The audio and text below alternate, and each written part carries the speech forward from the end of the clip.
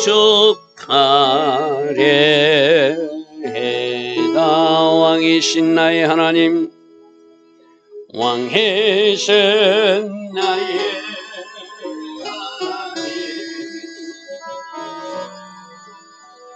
내가 주를 높이고 영원히 주의 이름을 송축하리이다. 왕이신 나의 예수님, 왕이신 나의 예수님, 내가 주를 높이고 영원히 주의 이름을 송축하리이다.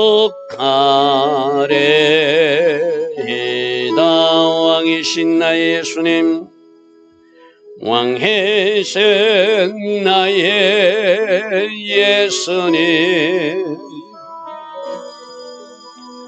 내가 주를 높이고 영원히 주의 이름을 송축하리이다. 왕이신 나의 성령님, 왕이신 나의 성령님, 내가 주를 높이고 영원히 주의 이름을 송축하리이다.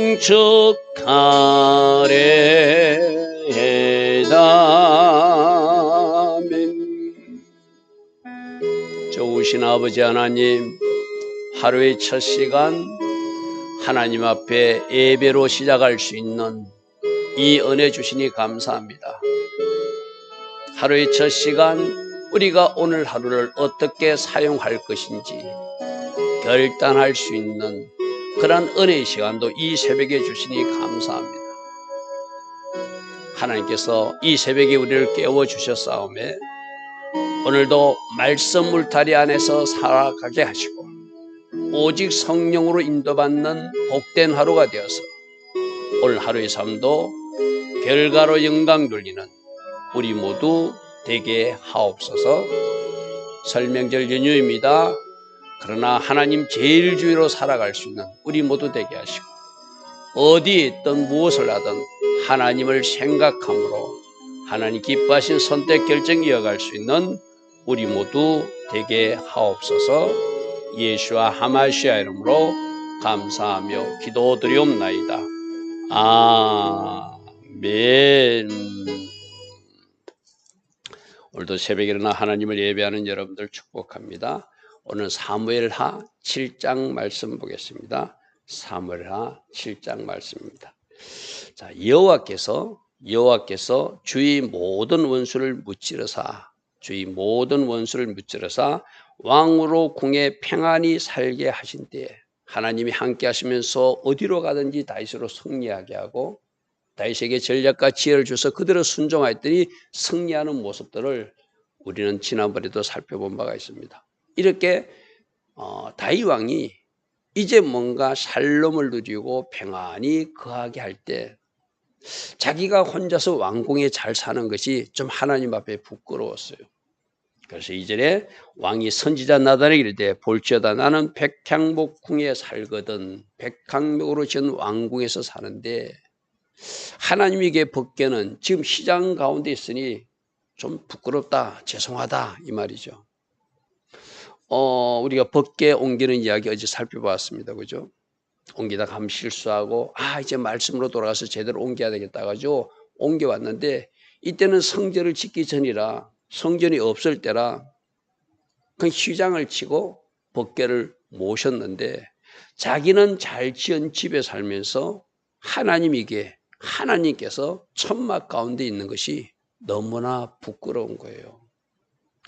그래서 3절 나단이 왕께 아뢰되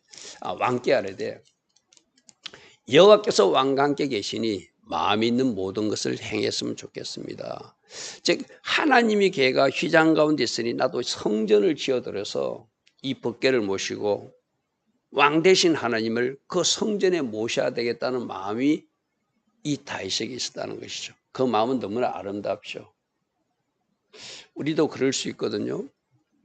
여러분들 한번 잘 살펴보시기 바랍니다. 나 우선주의로 살고 나 제일주의로 사는 사람은 교회는 어떻게 되든 하나님 나라는 어떻게 되든 내가 먼저 누리고 내가 먼저 취하고 내가 먼저 할 것을 하고 나머지 하나님 나라를 생각한다면 이 다윗의 영성은 막지 않겠죠. 그죠? 다윗은 저 백향목중을 누가 지어줬죠? 두루왕 히람이 와서 지어줬잖아요. 그죠? 근데 결과적으로 자기는 좋은 집에 살면서 하나님에게는 휘장 가운데 모시고 있는 것이 너무나 부끄러운 거예요. 이 이야기가 나중에 언제 등장하죠? 학계 선지자 때 등장하잖아요. 포로기한 해가지고 그들이 성전을 짓지 않고 성전 짓기 위해서 돌아와가지고 자기 집만 지었을 때 그때 하나님이 강력히 책망하신 이야기를 우리는 선지서를 통해서 알고 있어요. 그죠? 그래서 다윗은 하나님이 집을 잘 지어서 하나님부터 먼저 모셔야 되는데 내가 왕궁에 거하는 것이 좀 부끄럽다. 성전을 짓고 싶다 이 말이죠. 그때 나단이 여호와께서 왕과 함께 하시니 마음이 있는 모든 것을 행해도 좋을 것 같습니다. 자, 여기서 우리 3절도 조심해야 돼요. 여러분들 특별히 누군가가 여러분에게 상담할 때 하나님의 말씀에서 어긋난 것을 상담해 주거나 하나님의 뜻과 계획과 관계없는 것을 여러분들이 막 입술을 내어서 동의해 주거나 그것을 해도 좋다고 그대로 인정해 주면은 오늘 나단처럼 실수하는 거예요. 저렇게 다윗이 말하면 나단은 선지자들에게 어떻게 해야 되죠? 하나님께 물어봐야 되잖아요. 하나님, 다윗 왕이 성전을 짓고자 하는데 지금이 성전을 짓기를 원하시는 하나님의 때입니까? 물어봐야 되잖아요. 근데 이때 나단이 기도하지 않고 그냥 자기 생각대로 해버린 거예요.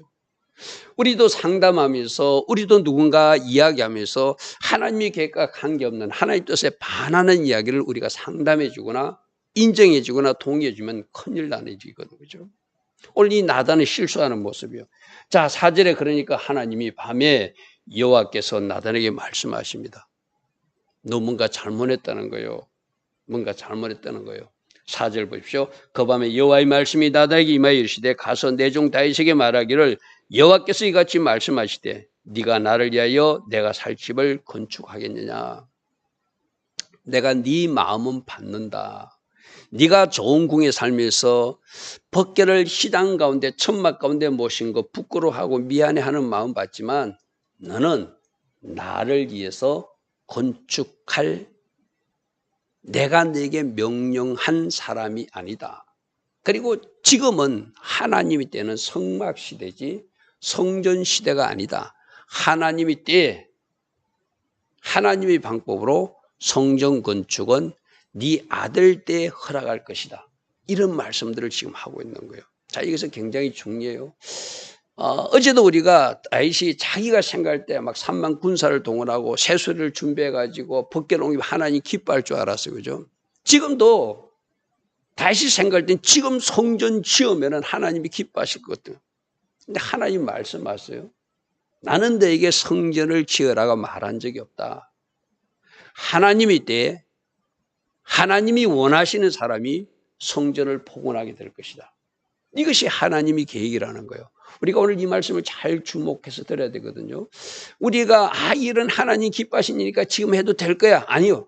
모든 일은 하나님의 때에 하나님께서 말씀하실 때 그때 행하는 것이 하나님이 받으시는 아름다운 일들이거든요. 성전 안 받겠다는 거예요. 쉽게 말해서 내가 이스라엘 자손을 애굽에서 인도하여 내던 날부터 오늘까지 집에 살지 아니하고 장막과 성막 안에서 다녔다는 것은 무슨 말씀이죠?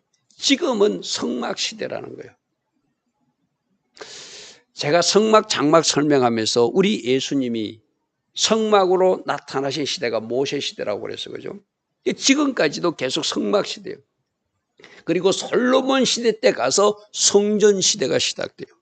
그 성전이 무너지고 나서는 우리 예수님이 실제적으로 육신적 몸으로 이 땅에 오셔서 걸어다니는 성전으로 오시는 그 시대가 시작된 것이 성육신 하셨을 때의 성전이에요. 그죠?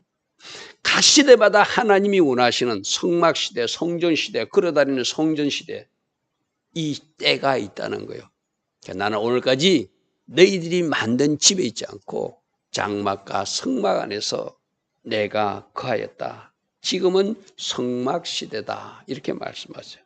7절 이스라엘 자손과 더불어 다니는 모든 곳에서 내가 내 백성 이스라엘을 먹이라고 명령한 이스라엘 어느 지파 가운데 하나에게 내가 말하기를 너희가 어찌하여 나를 위하여 백향목 집을 건축 아니하였느냐고 나는 말한 적이 없다. 할렐루야 아멘. 할렐루야 아멘. 오늘 여기서 굉장히 중요한 것을 붙드시기 바랍니다. 아무리 내가 생각해서 좋은 일이라 생각해도 하나님의 때에 하나님이 원하시는 일을 해드릴 때 그것이 하나님 기뻐하신 일이라. 나는 지금은 성전 지으라고 말한 적이 없다. 뒤에도 다른 말씀이 나오지만 이 다윗은 전쟁을 많이 했기 때문에 너는 피를 많이 흘렸기 때문에 평화의 성전을 건축하기는 좀 부족하다.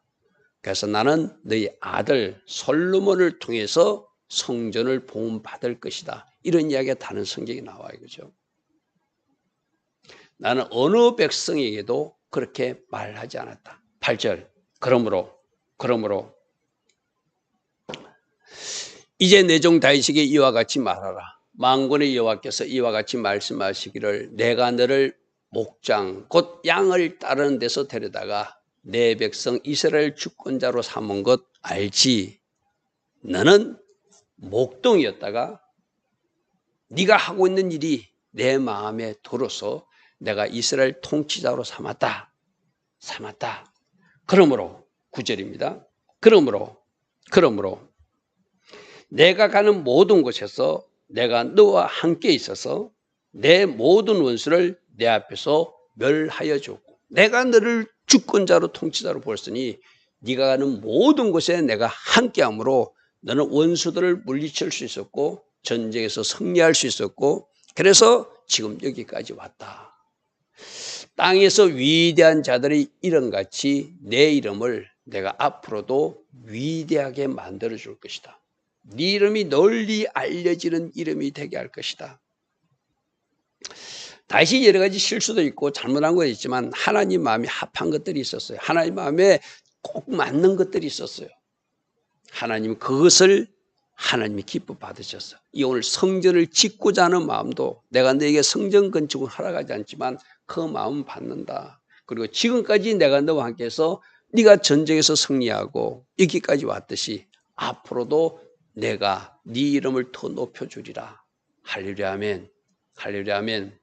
또 내가 내 백성 이스라엘 위하여 이제 한 곳을 정하여 그들을 심어주어서 그들이 거기서 거주하게 할 것이다. 이 말은 뭐죠?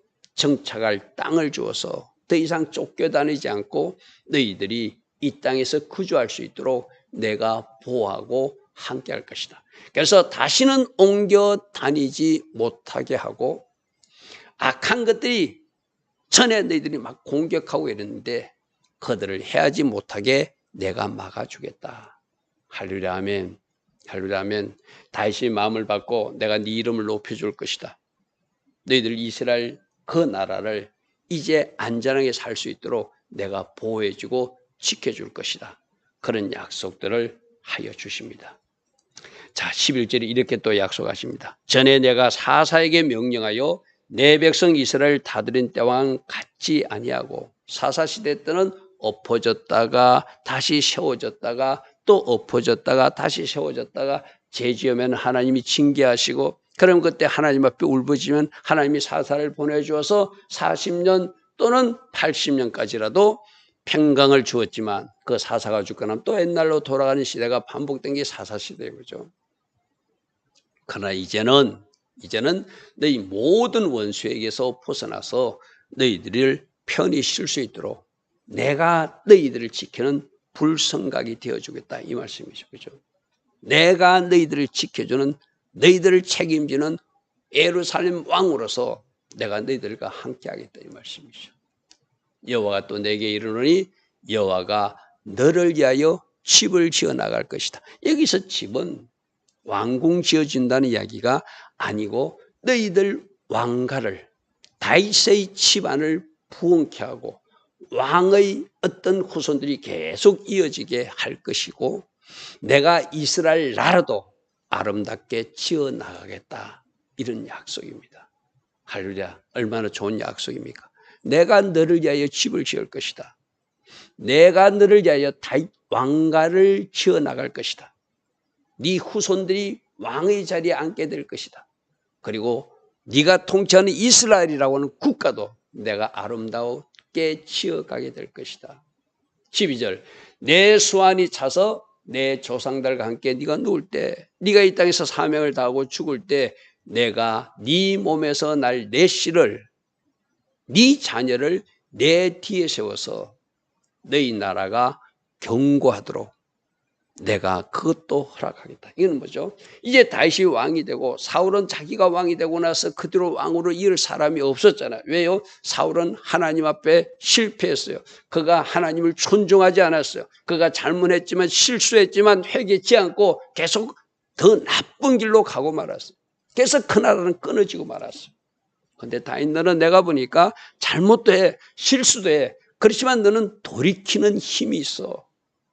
잘못했을 때 수습하고 제자리로 돌아오더라. 그래서 내가 너희 후손들을 잘 세워나갈 것이고 네 몸에서 날 후손이 네 왕을 이어서 너희 나라를 이어가게 견고하게 이어가게 내가 해줄 것이다. 근데 이 12절 약속 속에는 네 몸에서 날 내 씨를 네 뒤에 세워서 그의 나라를 견고하게 세워준다는 이 메시지 안에는 장차 유다 지파의 후손, 다윗의 후손으로 오실 예수와 하마시아, 예수님에 대한 약속이기도 해요. 할렐루야 하면 그의 나라가 영원히 견고하게 세워지는 것은 다윗 왕가로서는 우리도 알다시피 끊어졌잖아요. 그런데 그 왕위를 누가 이어서 예수님께서 진짜 왕이 되어서 영원한 나라를 이어가시는 그 메시아에 대한 약속도 이 12절 안에 있는 거예요. 자, 13절. 그는 내 이름을 위하여 네 후손이 나를 위하여 집을 건축할 것이다. 집을 건축할 것이고 나는 그의 나라 왕위를 영원히 견고하게 할 것이다. 이게 그이가 네 후손이 집을 건축한다는 것은 너희들 다윗 왕국을 아름답게 지어 나갈 것이고 또 이스라엘 나라를 아름답게 세워간다는 의미도 있지만 실질적으로 그 솔로몬이 성전을 건축하는 이야기를 우리는 알고 있어요. 그죠? 그의 나라 왕위를 영원히 견고하게 하리라. 영원히 누가 생각나야 되죠? 예수님이 통치하는 그 나라가 계속 이어지게 될 것이다. 이 말씀이죠. 나는 네 아들들에게 아버지가 될 것이고 그는 내게 아들이 되어서 그가 만일 죄를 범하더라도 나는 그를 사람의 매와 인생의 채찍으로 징계하여서 차라리 잘못하면 매를 때리더라도 차라리 잘못하면 채찍을 때리더라도 바른 길 가게 해서 다시 원상태로 돌아와 나의 기뻐하신 길, 하나님 기뻐하신 길을 걸어갈 수 있도록 내가 잘 끌고 갈 것이다. 그 말씀이죠. 그러면서 15절에 놀라운 어떤 하나님의 약속이 있어요. 내가 내 앞에서 물러가게 한 사울에게서는 내 은총을 빼앗았지만 사울에게는 더 이상 왕위가 이어지지 않았지만 너희들 후손으로 장차 왕위를 이을 그는 잘못하면 매를 때리서라도 잘못했으면 채찍을 때리서라도 바른 길 가게 하고 그 왕가와 왕권은 내가 빼앗지 않겠다고 말씀하세요. 자, 여기서 우리 15절을 보십시오. 그러면 다윗은 사랑하고 사울은 미워했다는 것인가? 아니죠. 실수했을 때 대처하는 방법이 달랐다는 거예요.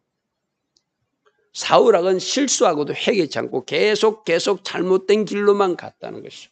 제가 우리 사울왕 이야기할 때 말씀드렸죠. 그가 왕되기 전에는 굉장히 겸손했어요. 왕되기 전에는 아랫사람 이야기도 들을 줄 아는 사람이었어요. 왕되기 전에는 아버지 일을 성실하게 수행하는 모습도 있었어요.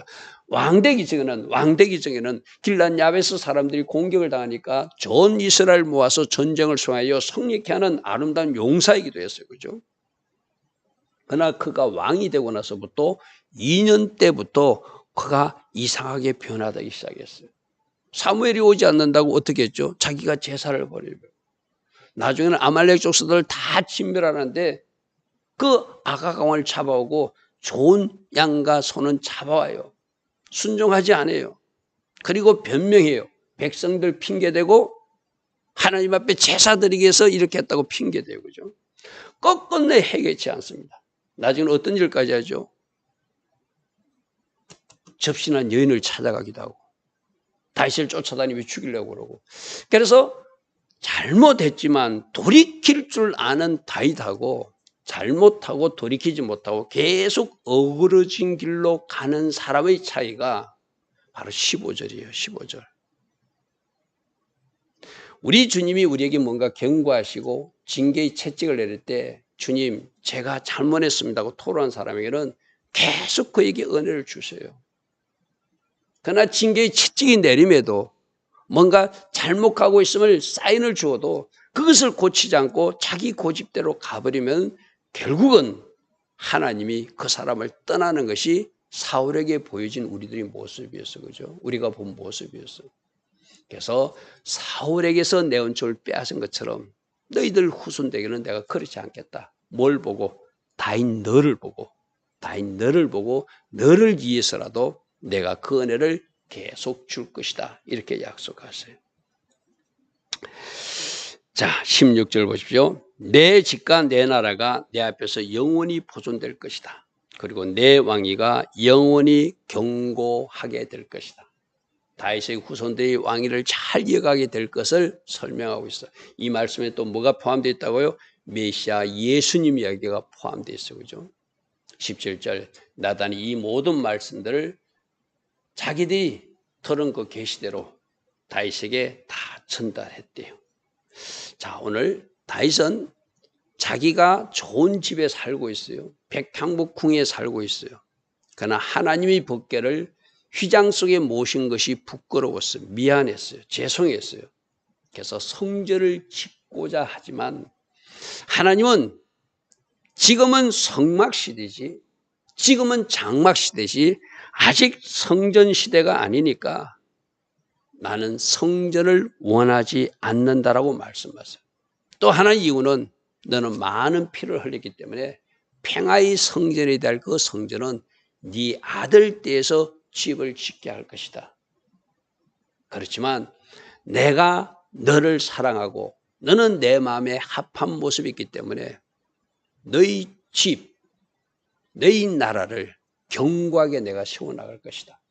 그리고 네 후손들도 왕을 계속 이어갈 것인데 혹이라도 잘못하면 매를 때리고 징계의 채찍을 때려서라도 바른 길 가게 해서 네 나라가 바르게 세워질 수 있도록 해주겠다. 그런 약속들을 주님은 하나님은 하십니다. 오늘 하나님은 여러분들을 향하여 어떤 말씀을 하시길 원하십니까? 새벽에 일어나 기도할 때 주님 우리 가정을 향하신 계획, 우리 아이들을 향하신 계획도 제가 알기를 원합니다. 우리 교회를 향하신 하나님의 계획도 제가 알기를 원합니다. 겸손하게 하나님 앞에 무릎으로 구하여가면 오늘 이 다윗에게 장차 일어날 일을 말씀해 주시듯 우리 각 사람에게도 좋으신 하나님께서 말씀하시는 하나님으로 계시해 주시는 하나님으로 우리를 찾아와 주실 줄 믿습니다. 좋으신 아버지 하나님, 오늘도 다윗에게 약속하시는 하나님의 모습을 보았습니다. 다윗 한 사람에게 이렇게 언약의 하나님으로 나타나시는 하나님이 아니라 여호와 하나님은 우리 모두에게도 약속하시고 그 약속을 신실하게 지키시는 하나님이심을 우리는 알고 있습니다. 우리를 향하신 그 계획도 알기를 원하오며 이 새벽에 우리에게 말씀하여 주시면 우리가 순종함으로 감사함으로, 기도함으로, 믿음으로 달려가는 주의 자녀들이 될 것입니다. 오늘도 말씀하시는 하나님으로 우리를 신방하여 주시옵소서. 예수와 하마시아 이름으로 감사하며 기도드리옵나이다. 아멘. 지금은 우리 주 예수 그리스도의 크신 은혜와 하나님 아버지의 영원하신 사랑과 성령 하나님 오늘도 우리 안에서 내주하시며 성령으로 조명하여 주시고 늘 기름 부어 주시며 성령 충만의 복으로 축복하여 주시는 그 은혜가 오늘도 새벽이나 하나님을 예배하는 주의 자녀들 머리머리에 이 땅에 깨어있는 모든 성도님들 위해 지금부터 영원토록 영원히 함께하여 주시기를 간절히 축원하옵나이다. 아멘. 주님 감사합니다. 주님 감사합니다. 날마다 말씀을 통하여 우리가 달려갈 길을 보게 하시고 우리가 마땅히 들어야 될 그 영역을 듣게 하여 주시기를 원합니다. 좋으신 아버지 하나님, 오늘 새벽에도 우리를 찾아와 주셔서 우리에게 약속하신 하나님 그 만남이 있게